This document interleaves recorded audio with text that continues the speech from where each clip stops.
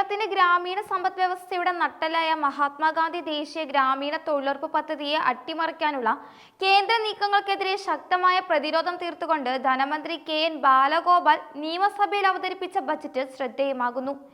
രണ്ടാം പിണറായി സർക്കാരിന്റെ കാലാവധി പൂർത്തിയാകാനിരിക്കെ അവതരിപ്പിക്കപ്പെട്ട ഈ ബജറ്റിൽ തൊഴിലുറപ്പ് പദ്ധതിയുടെ സുഗമമായ നടത്തിപ്പിനായി 1000 കോടി രൂപ അധികമായി വകയിരുത്തിയത് സാധാരണക്കാരായ ലക്ഷക്കണക്കിന് തൊഴിലാളികൾക്ക് വലിയൊരു ആശ്വാസമായി മാറിയിരിക്കുകയാണ്. കേന്ദ്ര സർക്കാരിന്റെ പുതിയ നിയമപരിഷ്കാരങ്ങൾ സംസ്ഥാനത്തിന് വലിയ സാമ്പത്തിക ബാധ്യതയും ഭരണപരമായ വെല്ലുവിളികളും ഉയർത്തുന്ന സാഹചര്യത്തിലാണ് തൊഴിലാളികളുടെ താൽപര്യം സംരക്ഷിക്കാൻ സംസ്ഥാന സർക്കാർ സ്വന്തം നിലയിൽ ഈ തുക നീക്കിവെച്ചിരിക്കുന്നത്. രാജ്യത്തെ തൊഴിലുറപ്പ് പദ്ധതി ഏറ്റവും മാതൃകാപരമായി നടപ്പിലാക്കുന്ന സംസ്ഥാനം എന്ന നിലയിൽ കേന്ദ്ര അവഗണനകൾക്ക് മുന്നിൽ പതറാതെ പദ്ധതിയെ സംരക്ഷിക്കുമെന്ന ഉറച്ച പ്രഖ്യാപനമാണ് ധനമന്ത്രി നടത്തിയത്. സാധാരണക്കാരായ തൊഴിലാളികൾക്ക് അർഹമായ വേതനവും കൃത്യമായ തൊഴിൽ ദിനങ്ങളും ഉറപ്പാക്കുന്നതിൽ കേരളം രാജ്യത്തിന് എന്നും മാതൃകയാകുമെന്ന് അദ്ദേഹം ബജറ്റ് പ്രസംഗത്തിൽ എടുത്തു പറഞ്ഞു. കേന്ദ്ര സർക്കാർ പുതുതായി കൊണ്ടുവന്ന Viksit Bharat guarantee for Rozgar and Ajeevika mission അഥവാ VBG റാംജി ബില്ലിലെ വ്യവസ്ഥകൾ തൊഴിലുറപ്പ് പദ്ധതിയുടെ അന്തസത്തയെ തന്നെ ബാധിക്കുന്നതാണെന്ന് സർക്കാർ ചൂണ്ടിക്കാട്ടുന്നു. ഇതിനെതിരെ മുഖ്യമന്ത്രി പിണറായി വിജയൻ നേരിട്ട് പ്രധാനമന്ത്രിക്ക് കത്തയച്ച് പ്രതിഷേധം അറിയിച്ചിരുന്നു. നിലവിലുള്ള സംവിധാനമനുസരിച്ച് തൊഴിലാളികളുടെ കൂലി ഇനത്തിലുള്ള മുഴുവൻ തുകയും കേന്ദ്ര സർക്കാരാണ് വഹിക്കുന്നത്. എന്നാൽ പുതിയ ബില്ലിലെ നിർദ്ദേശപ്രകാരം കേന്ദ്ര വിഹിതം 60% കുറയ്ക്കാനാണ് നീക്കം നടക്കുന്നത്.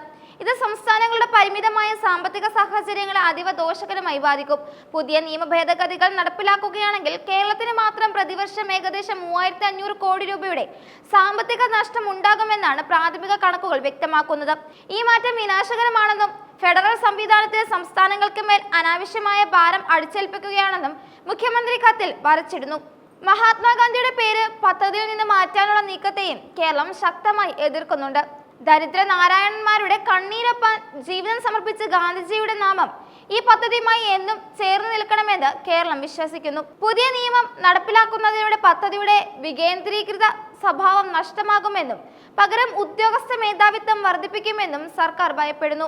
73-74 ഭരണഘടനാ ഭേദഗതികൾ വിഭാവനം ചെയ്യുന്ന അധികാര വികേന്ദ്രീകരണ തത്വങ്ങൾക്ക് വിരുദ്ധമാണ് കേന്ദ്രത്തിന്റെ ഈ നീക്കമെന്ന് മുഖ്യമന്ത്രി ചൂണ്ടിക്കാട്ടി. ഈ പരിഷ്കാരങ്ങളിൽ നിന്ന് കേന്ദ്രം പിന്മാറണമെന്നും പദ്ധതിയെ പഴയടി നിലനിർത്തണമെന്നുമാണ് കേരളത്തിന്റെ ആവശ്യം. കേന്ദ്ര വിഹിതം വെട്ടിക്കുറയ്ക്കുന്നത് വഴി സംസ്ഥാനത്തെ ഗ്രാമീണ മേഖലയിലെ തൊഴിൽ സാധ്യതകൾ ഇല്ലാതാക്കാനും തൊഴിലാളികൾ ദുരിതത്തിലാകാനും സാധ്യതയുണ്ട്. ഈ സാഹചര്യത്തിലാണ് സംസ്ഥാന സർക്കാർ 1000 കോടി രൂപയുടെ അധിക നികുതിയിരപ്പിലൂടെ തൊഴിലാളികൾക്ക് ഒരു സുരക്ഷാ കവചം ഒരുക്കുന്നത്. തൊഴിലുറപ്പ് പദ്ധതിയിൽ ജോലി ചെയ്യുന്ന തൊഴിലാളികളിൽ ഭൂരിഭാഗവും സ്ത്രീകളാണ്. അവരുടെ സാമ്പത്തിക സ്വാശ്രയത്തിനും സാമൂഹിക പദവിക്കും ഈ പദ്ധതി നൽകുന്ന കരുത്ത് ചെറുതല്ല. കേരളത്തിൽ ഏറ്റവും കൂടുതൽ തൊഴിൽ ദിനങ്ങൾ സൃഷ്ടിക്കുന്ന പദ്ധതികളിൽ ഒന്നാണിത്. പരിസ്ഥിതി സംരക്ഷണം, ജലസംരക്ഷണം, കാർഷിക വികസനം തുടങ്ങിയ മേഖലകളിൽ തൊഴിലുറപ്പ് തൊഴിലാളികൾ നൽകുന്ന സംഭാവനകൾ സംസ്ഥാനത്തിന്റെ സുസ്ഥിര വികസനത്തിന് അത്യന്താപേക്ഷിതമാണ്. കേന്ദ്രത്തിന്റെ പുതിയ നയങ്ങൾ മൂലം ഉണ്ടാകാൻ സാധ്യതയുള്ള തൊഴിൽ നഷ്ടം ഒഴിവാക്കാനും വേതനം കൃത്യസമയത്ത് ലഭിക്കാനുമാണ് സംസ്ഥാന സർക്കാർ മുൻഗണന നൽകുന്നത്. രാഷ്ട്രീയമായ അഭിപ്രായ വ്യത്യാസങ്ങൾക്കപ്പുറം ജനങ്ങളുടെ പട്ടിണി അകറ്റുന്ന ഈ പദ്ധതിയെ തകർക്കാൻ അനുവദിക്കില്ലെന്ന രാഷ്ട്രീയ സന്ദേശം കൂടിയാണ് ബജറ്റിലെ ഈ പ്രഖ്യാപനം നൽകുന്നത്. മറ്റു പല സംസ്ഥാനങ്ങളിലും കേന്ദ്ര നീക്കങ്ങളിൽ നിശബ്ദത പാലിക്കുമ്പോൾ കേരളം ഉയർത്തുന്ന ഈ പ്രതിഷേധം രാജ്യശ്രദ്ധയെ ആകർഷിക്കുകയാണ്. വരും വർഷങ്ങളിൽ കൂടുതൽ ഫലപ്രദമായി പദ്ധതി നടപ്പിലാക്കി സാധാരണക്കാരുടെ ജീവിതം മെച്ചപ്പെടുത്തുകയാണ് സർക്കാരിന്റെ ലക്ഷ്യമെന്നും ധനമന്ത്രി വ്യക്തമാക്കി.